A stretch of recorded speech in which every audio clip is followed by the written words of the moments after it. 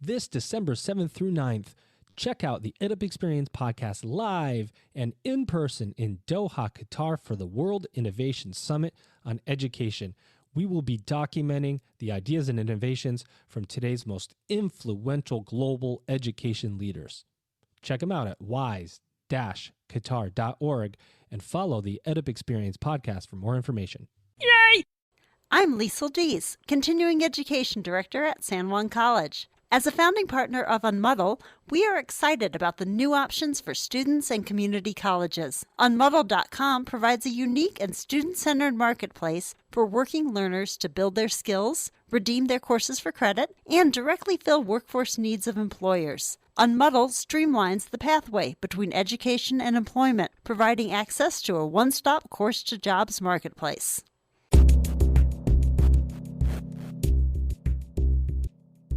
Welcome back, everybody. This is the EdUp Experience podcast where we make education your business. Dr. Joe Salustio here with you again, better known as Joe to all my friends, which is everyone. I just do the whole doctor thing at the beginning because it sounds official and, you know, that's what it is. But then we go unofficial around here at the EdUp Experience. We like to bring in surprises. We have surprise guest hosts. We have surprise sound effects to introduce those guest hosts, as I will do now. For my guest host today, Dr. Julie White, president of Pierce College, Fort Steilacoom.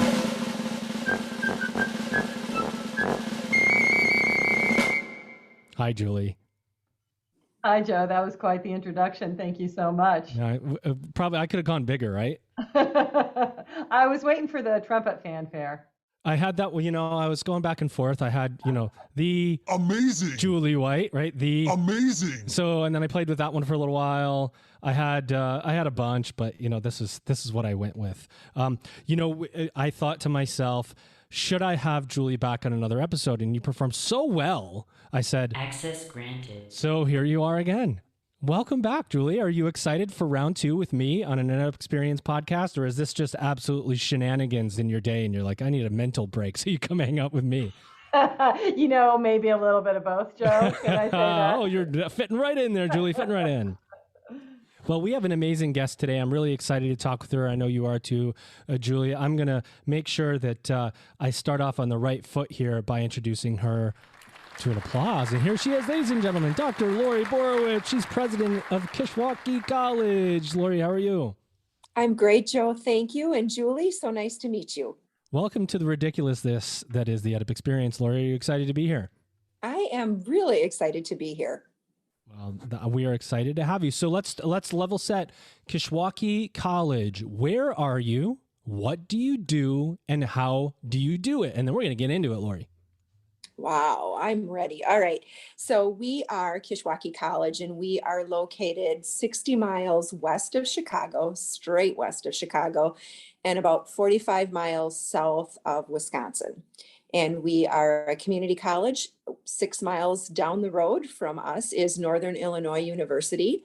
So we do a lot of reciprocal programs with Northern and have students who go back and forth, and are very proud that a number of our students transfer there to finish their degree.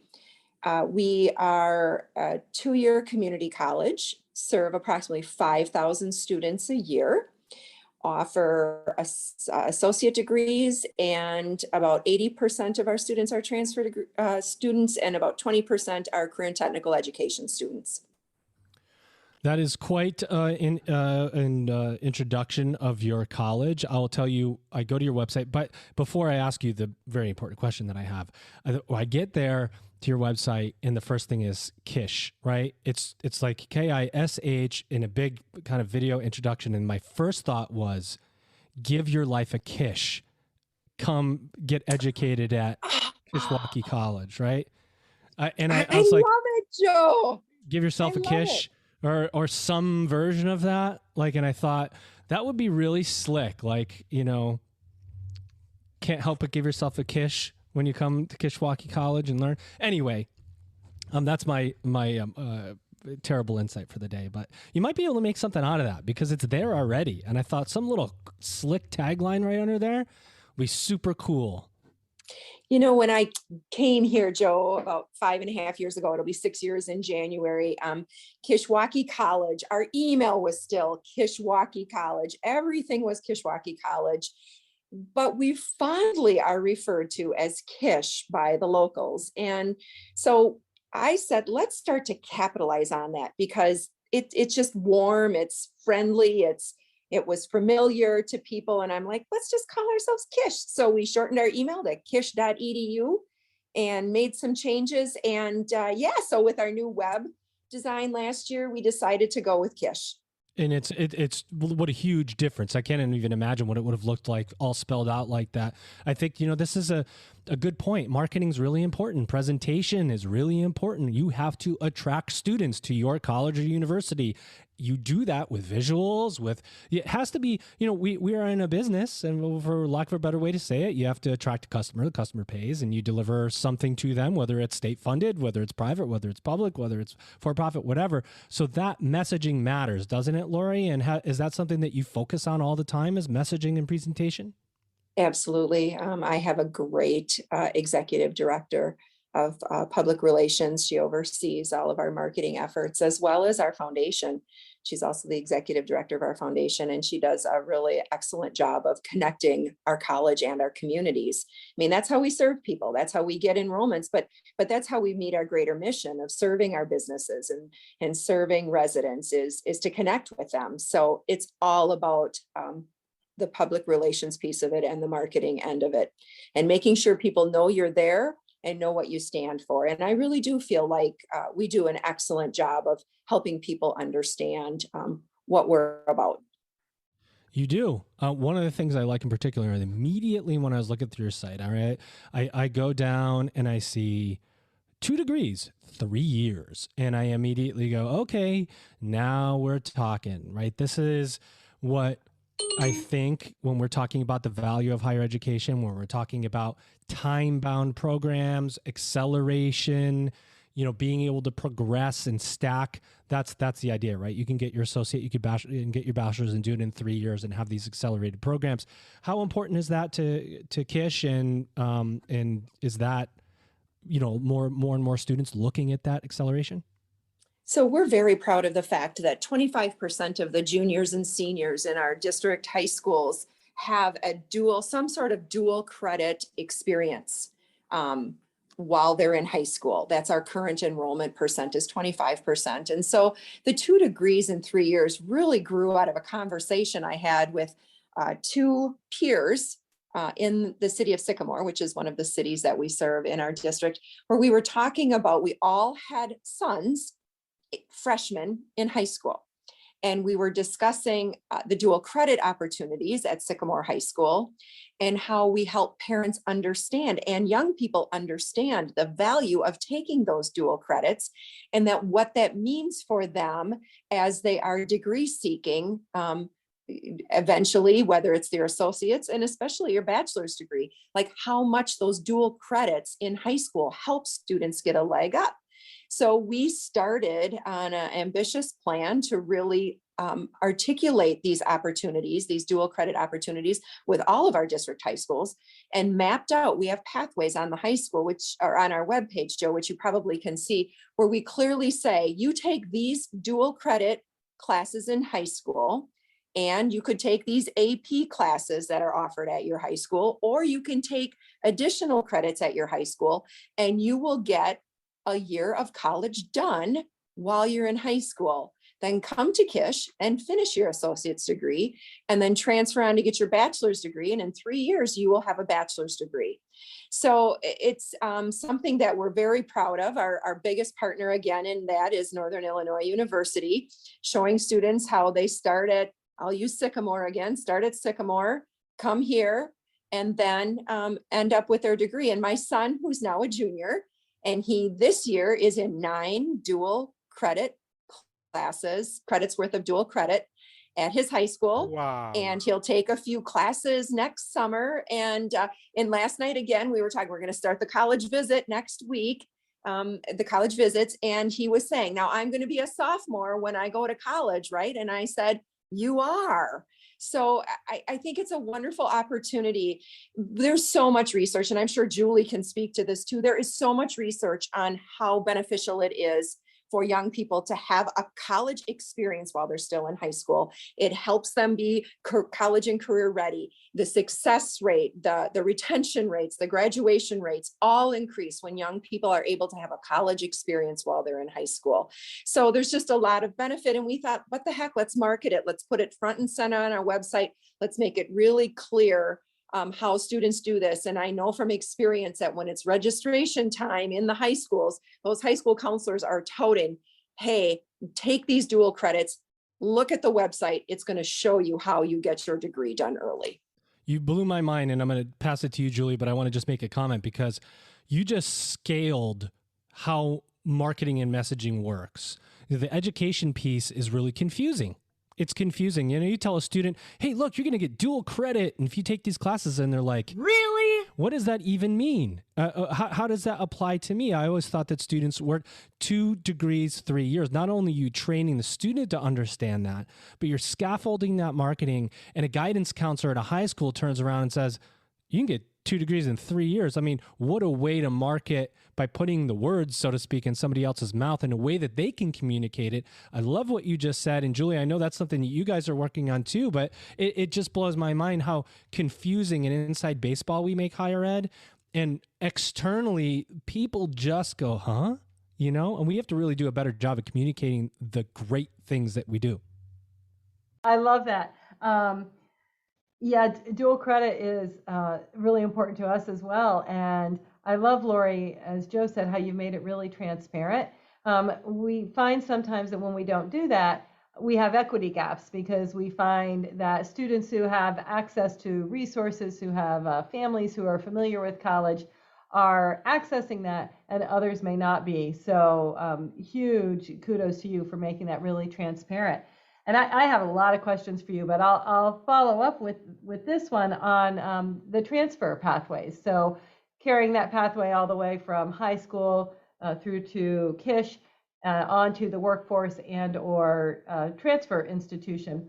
So I'd love to hear some of the things you're doing to strengthen transfer. We know that sometimes community colleges can get lost when they transfer a little bit, and it's really important to have that strong relationship between the receiving institution and the sending institution. So I'd love to hear more about your efforts with transfer.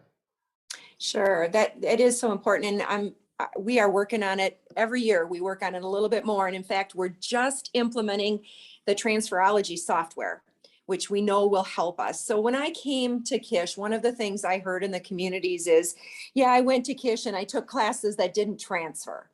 And I thought, oh boy, we gotta tackle this monster, because nobody wants to pay for or take classes that don't work with them in securing their degree. And we all know that this happens just because students come in and they're undecided or they change their major. I mean, it happens at four-year universities just like it happens in transfer. But I really wanted us to start focusing on how we help, again, making it transparent. You don't have to sit down with an advisor. You can do this on your own because, right, 18, 19, 20-year-olds, they're independent thinkers. They want to figure it out on their own. We've got technology. So we put pathways, a number of pathways on our website that clearly show, if you want to major in accounting, here's the courses you take. And again, we picked our biggest transfer institutions and we picked our most popular majors. And we made that very clear. So I would say, Julie, to strengthen our transfer initiatives, we've developed pathways. We are now implementing guided pathways at our institution.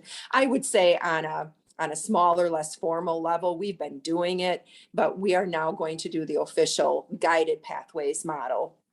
And like I said, the software, the transferology, so that students clearly see, if I take these classes at KISH, this is how it will transfer for me to receiving institutions. I've shared with the board, my board of trustees, when we look at data, and data is a big deal to me. I just recently presented on it at ACCT, how we use data for our decision making. We as community colleges, when we look at data out there on how do our students do in attaining bachelor's degrees after they leave us, It's not as high as we all like it to be. And we have these conversations at our institution about how do we do our part. We are a great viable alternative, a great starting point for people who want to get a bachelor's degree. So let's make sure that we help them to do everything we can to secure that degree at the end of the day. So those are our biggest initiatives right now. That's great, Laurie. And you know that I know that the research shows that at least 2/3 of entering community college students intend to transfer, and a lot of them don't make it. But but they have the capability to, if we can support them through the kinds of efforts that you're talking about, those guided pathways, appropriate software and technology. So I'm going to be checking out that transferology tool right when we hang up. So I appreciate that. Thanks, Laurie. Joe, over to you. Yeah, I wrote the same thing down. I'm like, what is this transferology business that's going on here? And I'm on there and I'm checking it out, and I see it's really interesting. But that brings me to the question of technology to you, Laurie, and talk to me about technology as a part of your strategic planning. How essential are technology upgrade? Let me ask it like this. You have so many competing priorities right now, right? COVID and getting students re-engaged in community colleges that have disappeared, especially your lower economic students and students of color that may have gone on to work or support families. You got to re-engage students. You have potentially have enrollment declines to deal with. You have a student demographic cliff. You've got technology. Where does technology sit in those strategic priorities, and how do you look forward? I know it's a tough question, but I want to know. Well, I want to know the answer. Honestly, Joe, I think technology is front and center, and it has been pre-COVID, and oh my, it really is post-COVID. We have invested heavily in technology at KISH. When I arrived, we weren't even doing electronic transcript requests. I mean, we were very far behind. We really weren't using technology for anything. And I came and became a president in Illinois during after the first semester of their 2-year budget impasse. So with no state aids coming in and not having made a lot of changes as an institution, we found quickly that the only way we were going to be able to do what we had to do to serve our students with less staff is to invest in technology. And I was fortunate to come from a college where we used a lot of technology, and online instruction was a pretty big deal at the college. I came from North Central Technical College in Wausau, Wisconsin, and we were doing a lot of things there related to technology. And so we implemented things to get ourselves set up. And we had about 20% of our courses, our enrollments prior to COVID were online. So I felt like we were ready to go, but we continue to really invest in technology, and we'll continue to use it. I do think it's the future, especially as our students this fall, 45% of our students are never stepping foot on our campus. They are all online. 55% are either, fully face-to-face, which is the minority of class. The majority are then doing the hybrid, where they're coming maybe for a chemistry lab, or, some of our courses like welding and auto, they are face-to-face and they need to be face-to-face. But others, but even those, I got to give credit to those instructors during COVID. They even figured out ways to do things online. So pretty amazing the leaps we took, especially regarding technology during COVID. But I think it really is our future, and it does help us provide a better student experience. Less room for human error, better really advising and helping people stay on a course and finding the services they need. So we have high touch. I came out of student services, so I'm very much a student advocate.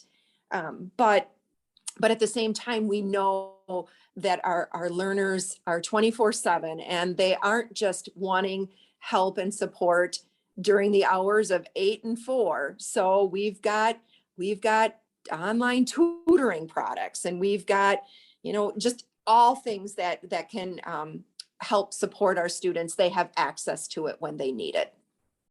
I like that a lot. What about barriers to technology, though? Maybe this is a question for both of you. I'll ask you, Laurie, and then Julie, ask you to add this in. I mean, state funded, you've got tight budgets, you have competitors. Let's just say competitors. You have private universities that maybe have endowments, and somebody can come in and drop $2 million in unrestricted funds, and they can go out and buy a technology and blah, blah, blah, blah, blah. You have for-profits that can invest heavily in technology. Is there barriers to adding that cutting edge technology because of tight bootstrap budgets? So, you would think being as rural as we are, that we would be predominantly a white college, but we are 45% diverse. So definitely face a wide range of barriers for our learners. And we are less than 1% below we are at 24.1% Hispanic Latinx population. So we are almost a Hispanic serving institution. I'm sure next year we will be. So we deal with a lot of barriers to technology.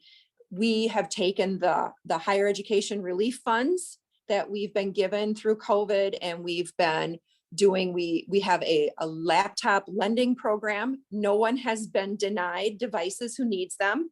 Our foundation has been amazing as far as paying for internet service, buying hotspots. This semester, our students have no textbook costs.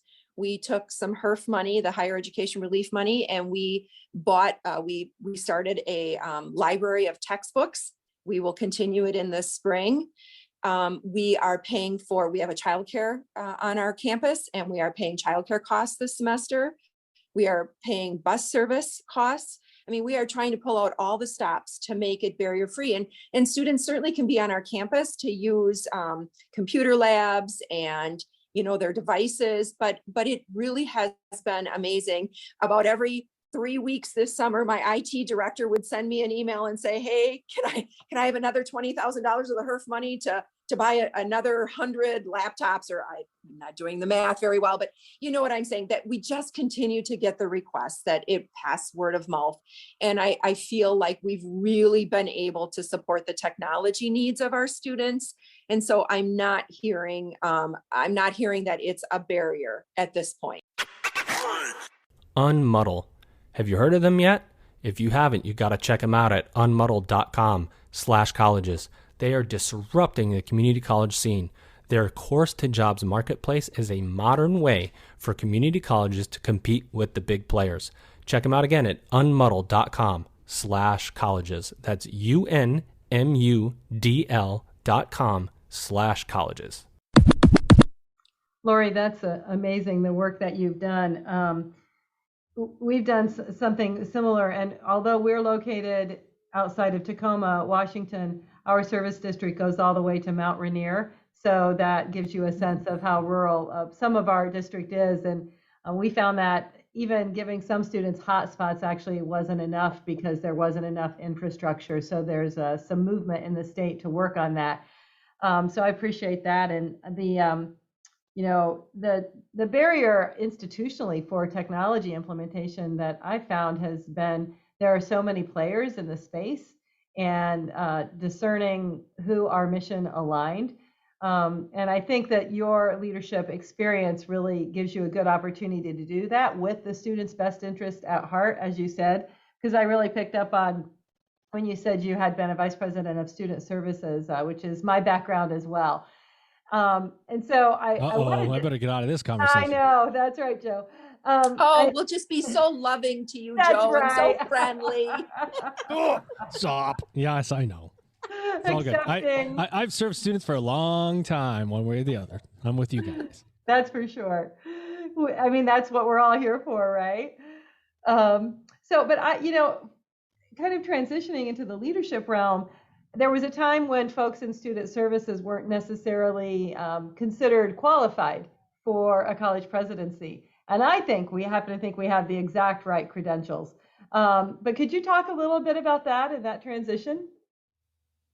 Yeah, I couldn't agree with you more. And I have some peers who also were vice presidents of student services with me, who are now presidents. And you know, we see it all, right? In student services, you serve from before they've come in the door through placement offices and graduation and transfer services. So I feel like it really prepares us well. I'm very fortunate. I had an amazing president that I served under for 6.5 years, and she made sure that I had some good experiences. I was an adjunct instructor at our college in our business program, and I taught some leadership, and so that kept me in touch, and I loved those experiences. And I taught a hybrid class and I taught an online class, but I also supervised a high school, an alternative high school at the college. We had an alternative high school that I oversaw.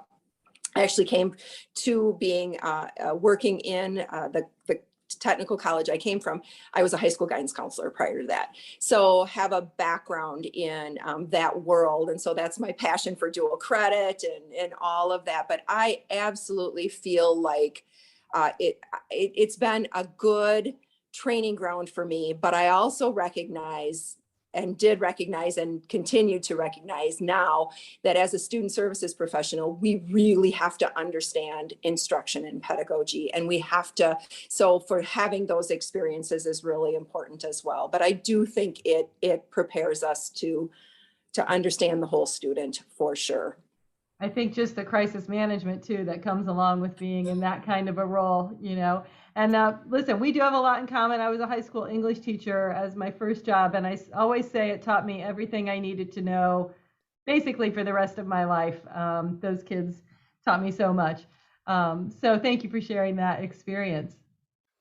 I gotta be honest. I agree with you guys so much, and I'm gonna get on my soapbox just for a minute because I think it's almost borderline ridiculous if we look at a higher education presidency in a traditional path, or the traditional path of, like, you know, you're a teacher or a professor and dean and provost and president.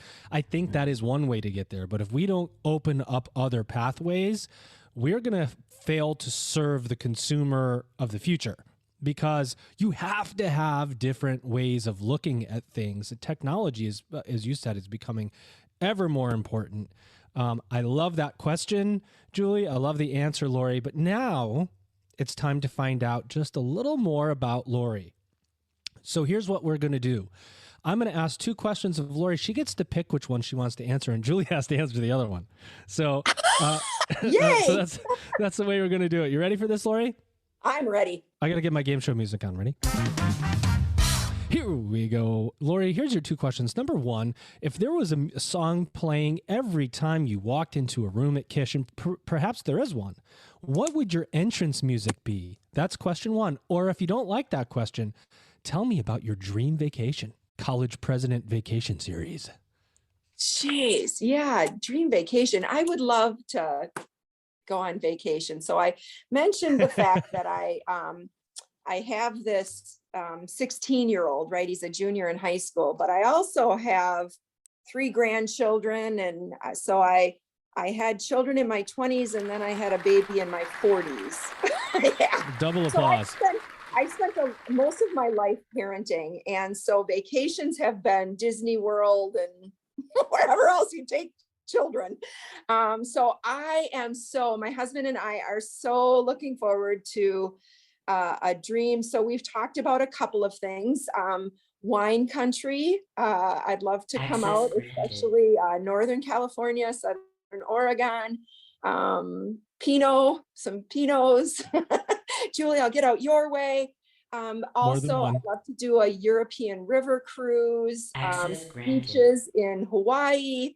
I can think of a lot of places I'd like to go where there's not a lot of kids. So soon, year and a half, and that son of mine will be in college, and my husband and I will be set to sail. Love it. I love it. And what I love even more than that is asking Julie what her entrance music it would be. Julie, over to you. I just have to tell you, Joe, I did not sign up for that. I like to say we keep people on their feet here at the EdUp Experience.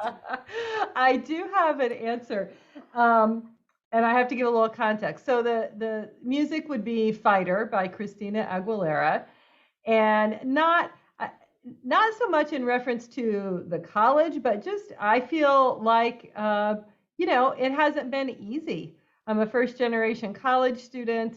I didn't have a lot of social capital throughout my higher education experience. Feel like I've kind of had to um, be scrappy and work my way up, and have had some doubters, as we all do. And so every time I hear that song Fighter, I just that resonates with me. So that would be my entrance song. Amazing. Love it. All right. I see. Look, now we learned about you guys a little bit, and it says a lot about the role of the community college president in today's day and age. And I'm going to ask you, Laurie, how important is the college degree in your area, your region? I'm asking it kind of in a regional basis because we know there's a national conversation around I was in a LinkedIn thread yesterday over the weekend, and somebody posed the question, will the college and university system survive the next 10 to 15 years? And my answer was, yeah, it's not going anywhere. I mean, colleges, there's too much money. There's a lot of tradition. People still want a college education, but how we experience it might be vastly different than it is today.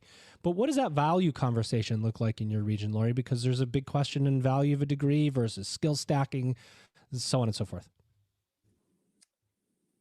Well, I do think we are going through a huge transformation in higher education as people do question the cost and the outcome at the end of the day. Is it worth it? I just can't even imagine not having gone to college, not having the degree. As a female, what would my world look like? If I wouldn't have. That's a very good point. Nobody's brought up before. I think it is. I think it's situational. And I'm sure that others who are not white men have similar feelings. Like if they're going to aspire to be all that they can be, or if they're going to, achieve being all that they can be, they need a credential. And like I said, we're having this conversation at our house because my 16-year-old isn't so sure that he needs a college degree. And so my husband started pulling up jobs that he said he wants to do. And, they'd say college degree. And my brother-in-law said something really interesting too, not long ago. He said, it's kind of like your insurance policy. Like it'll never be taken away from you and it will always help you. But the cost, I think, is an issue that we in higher education do have to come to terms with. And I think we also have to look at what is in our programs and is it still relevant? I think for too long, we've been very traditional in what we teach and how we teach. And it's time for us to really analyze, like, what are our outcomes? How are we assessing what our graduates know and can do?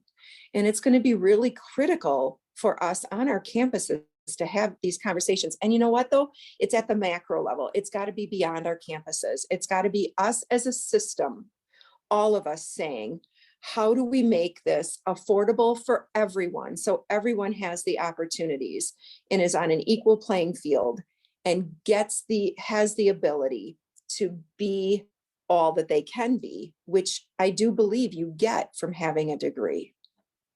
Well, I'm going to ask Julie to comment on that, but I like to have a mic drop moment of each episode, and I believe that was it. Here we go.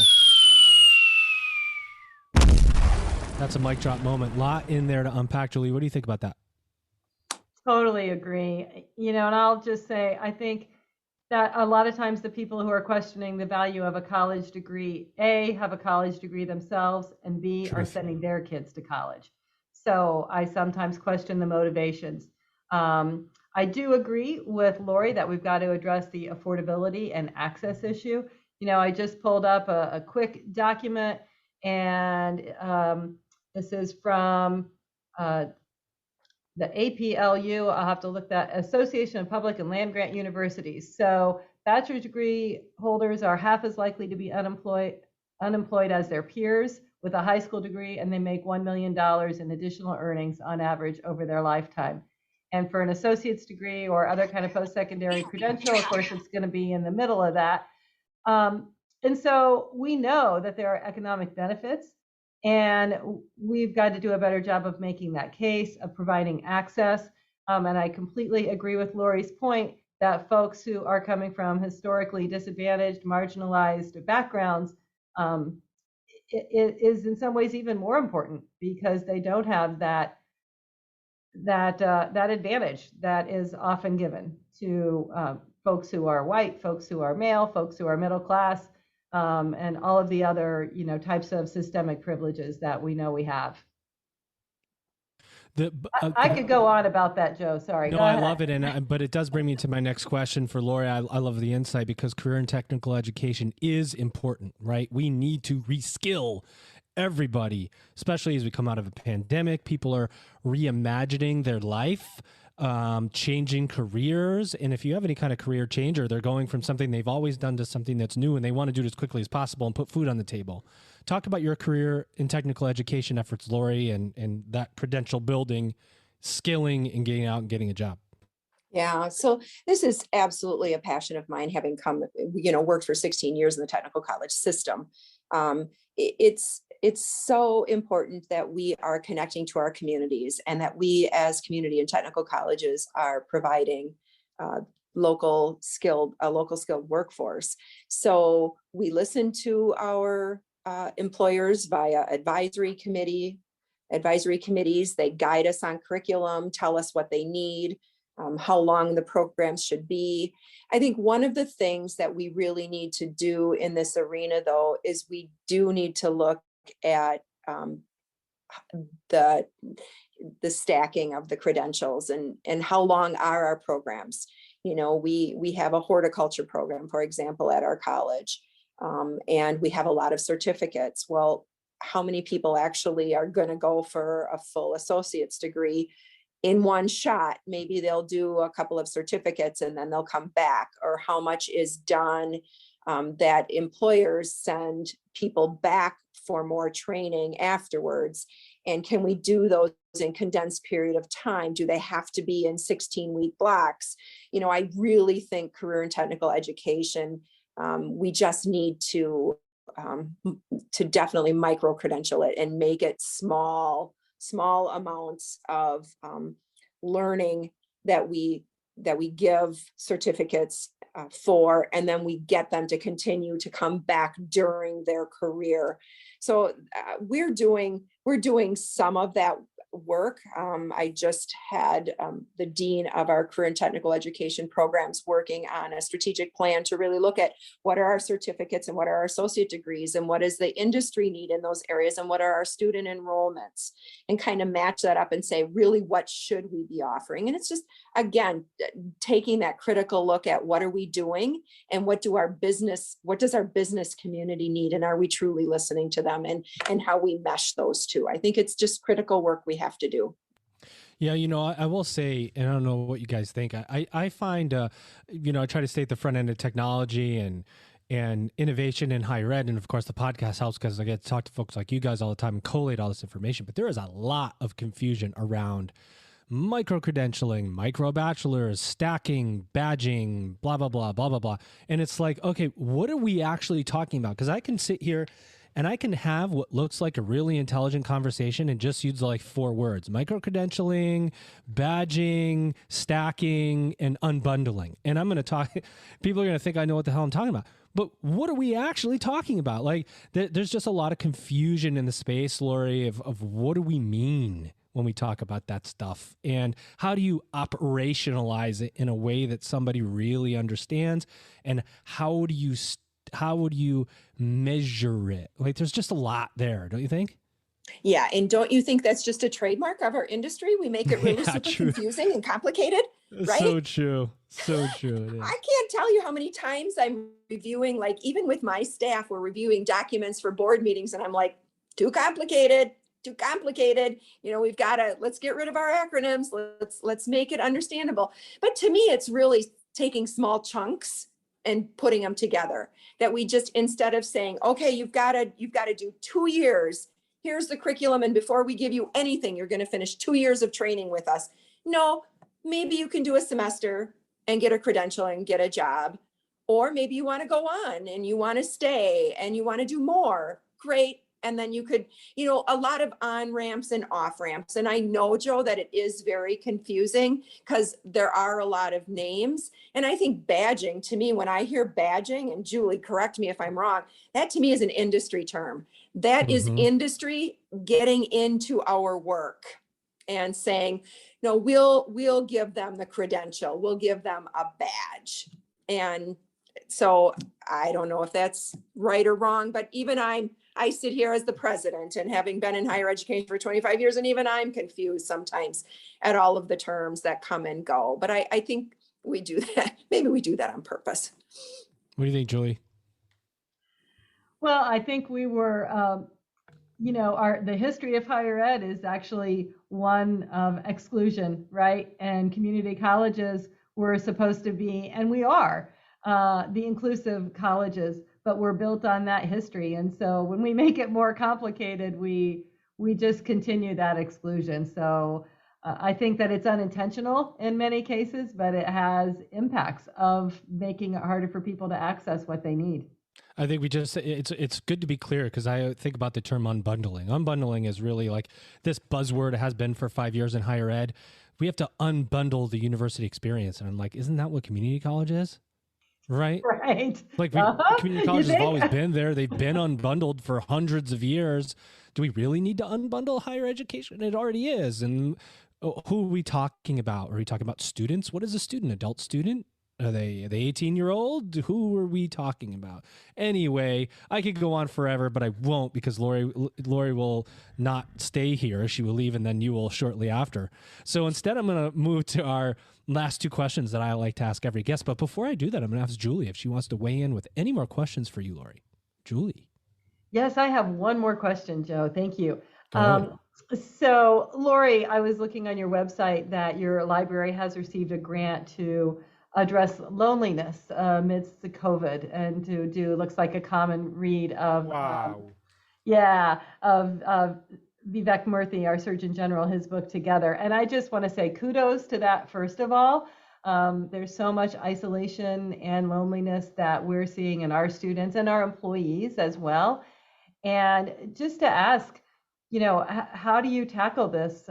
This is a real mental health challenge. I think it's a employee and student morale challenge. And so this is one step, but I'd love to hear your thoughts about continuing to tackle this as we continue in this new world that we're all trying to navigate. One of the things I think I learned a long time ago in leadership, Julie, is that we have to model behavior, right? That there's no better teacher than modeling.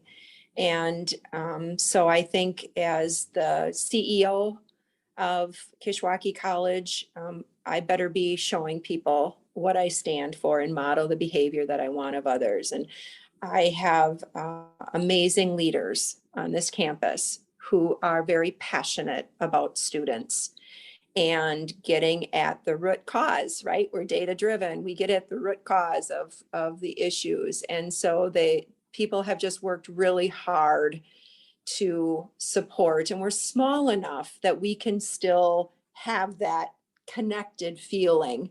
And so, yeah, we're the mental health issues, the loneliness issues, the connection issues, the whole phenomena of people leaving and, unfilled positions, and what do we do to support and encourage each other? It's something that my leadership team discusses weekly at our team meeting. So because turnover, for my friends, my peers, I think those that have really struggled through COVID are people who've had turnover in their executive team. And I am, knock on wood, so lucky I have managed to keep my executive team, except my administrative assistant, because she was a real estate broker too. And so, she didn't really need her administrative assistant job anymore with the real estate boom. But other than that, I'm really lucky to have kept my executive team, and we work hard together. And so I think that has emulated through the institution that we do now. We don't all sing Kumbaya together, that's for sure. But we try, I try to model the listening, and that we really are, and we're here for our students. But we're only here for our students, right? It's like the parent who has to put the airplane mask on first. Mm-hmm. We're only good for our students if we're good for ourselves and each other. We're doing a number of things. My HR executive director, Cindy, is working hard right now on professional development opportunities. We have a consulting company that we work with, and he is doing a series of Zoom workshops on feeling good about your job, finding joy in your work, and just navigating how do we get through these challenging times. And so we're just really trying to put resources out there to make people feel good about being a part of our college and being able to serve our students. Amazing. Fantastic. Yeah, that's fantastic, Laurie, and speaks to the culture that you've built. Real quick, we have given folks an hour a week. That is their time for wellness and self-care, and it's can be a part of their work week. And we offer structured opportunities for that, like exercise or mindfulness, those kinds of things, or they can do something that they would wish to do. And especially during the really some of the dark days that we've had of the pandemic, I think that's been really helpful, but we know we need to continue to keep our eye on that. Joe, over to your final two questions. All right, here we go. You ready, Laurie? Number one, what did we miss about KISH? Well, that almost rhymes. What did we miss about KISH that you want to talk about? Anything that you were hoping to say today? Maybe something we forgot to ask you, any initiative you have coming up, you just want to talk about your university briefly, drop the website, whatever you want, your plug section. And then secondly, what do you think the future of higher education is going to look like?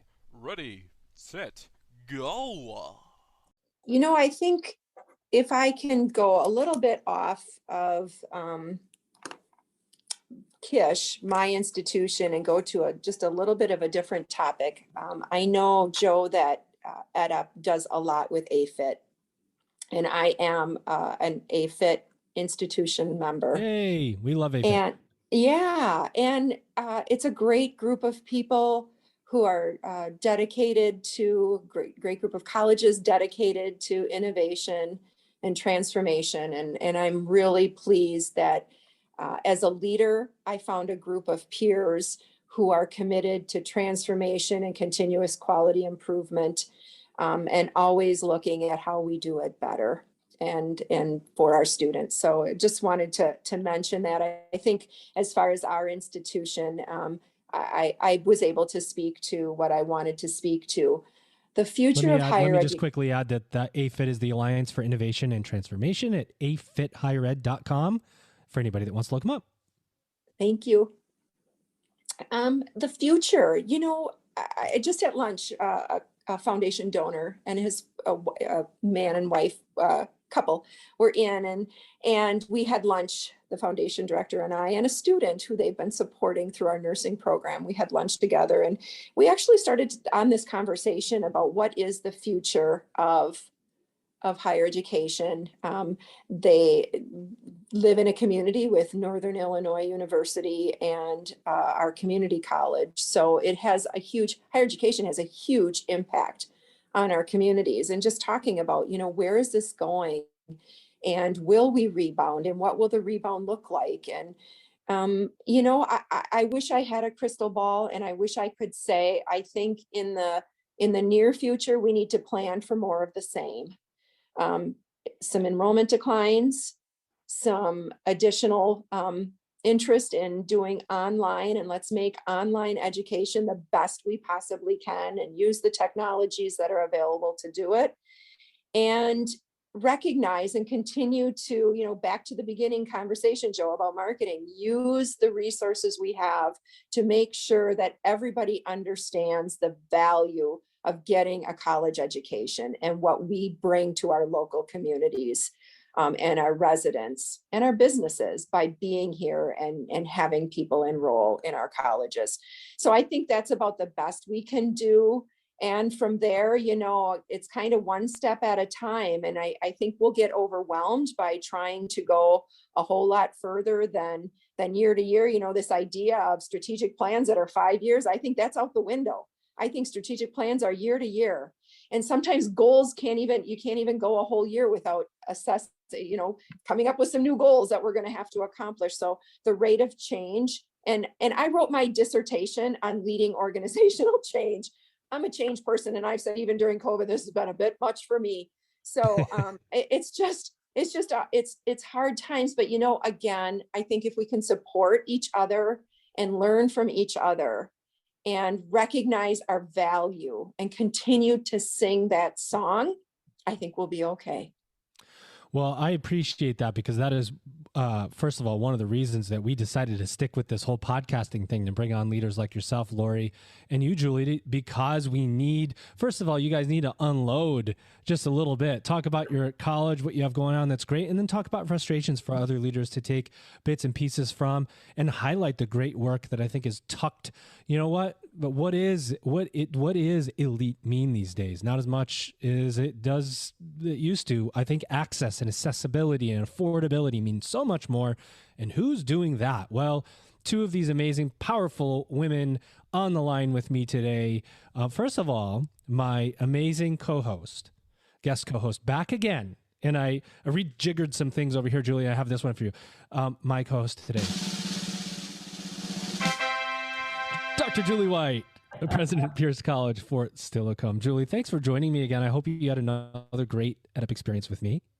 It was really great, Joe, and great to talk to you, Laurie. And I love your passion and your optimism. Thank you so much. Thank you.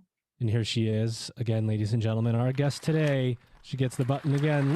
Dr. Laurie Borowicz. She's president of Kishwaukee College. Laurie, what an honor to have you today. Thank you so much for coming on the EdUp experience today. Thank you. Thanks for having me. And Julie, I feel like I made a new friend today. Awesome. Let's stay in touch, Laurie. Likewise. There we go. Now that's what it's all about here at the EdUp Experience. Ladies and gentlemen, you've just EdUp'd. I am Dr. Lorenzo Reyes, Associate Vice President for Workforce Economic and Resource Development at San Juan College. As a founding partner, we value how Unmodel can enhance workforce development. Unmodel brings together community colleges and employer needs to create credentials that lead to jobs with good family-sustaining wages. The future of community colleges is about meeting learners where they are through short-term industry-recognized credentials. This can put them on the path to degrees and new careers, while directly filling real workforce needs of employers. At San Juan College, success matters is more than a tagline. It is at the heart of what we do. And our model gives us one more opportunity for our students and our communities to succeed.